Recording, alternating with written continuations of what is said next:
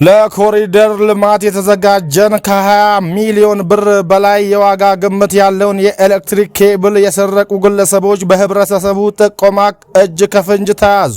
ሶስቱ ግለሰቦች ወንጀሉን የፈጸሙት ሚያዝያ 27 ቀን 2018 በቦሌ ክፍለ ከተማ ወረዳ 3 ልዩ ቦታ ስፖርት ፌዴሬሽን አካዳሚ ፊት ለፊት ከጠዋቱ 4 ሰዓት ላይ አስመራ ነገራ የሰሌዳ ቁጥር ኮድ 347749 ኢቲ የሆነ ክሬን ተሽከርካሪ ሹፌር ኤልያስ በርሄ የሹፌሩ ረዳትና ወርቁ ኖርሄ ተባባሪ በመሆን 9 ጥቅልና አንድ ገመድ ያለለው የኬብል መጠቅለያ አጠቃላይ የዋጋ ግምቱ ከ20 ሚሊዮን ብር በላይ የሚያወጣና ለኮሪደር ልማት ሊዘረጋ የነበረ የኤሌክትሪክ ማስተላለፊያ ገመድ ሲጭኑ እጅ ከፍንጅ ተይዟል። የኤሌክትሪክ ገመዶች አስጥናችሁ አምጡ ተብለን ነው በማለት ንብረቱን ሲጭኑ በአካባቢ የነበሩ ሰዎች ለፖሊስ በሰጡት ጥቆማ ሶስቱ ወንጀል ፈጻሚዎች ከነተሽከርካሪያቸው እጅ ከፍንጅ መያዛቸውን በቦሌ ክፍለ ከተማ ፖሊስ ዋና ማምሪያ የአደይ አበባ አካባቢ ፖሊስ ጣቢያ አስታውቋል። ተጠርጣሪዎቹ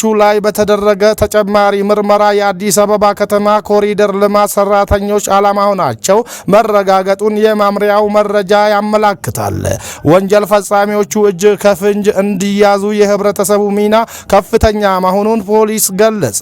የወንጀል ፈጻሚዎች መያዝ ህብረተሰቡ ከፖሊስ ጋር ያለው ቁርኝነት ይበልጥ እየተጠናከረ ማምጣቱን ጥሩ ማሳያ እንደሆነ የአዲስ አበባ ፖሊስ ዋና ጠቅላይ መምሪያ ገልጿል።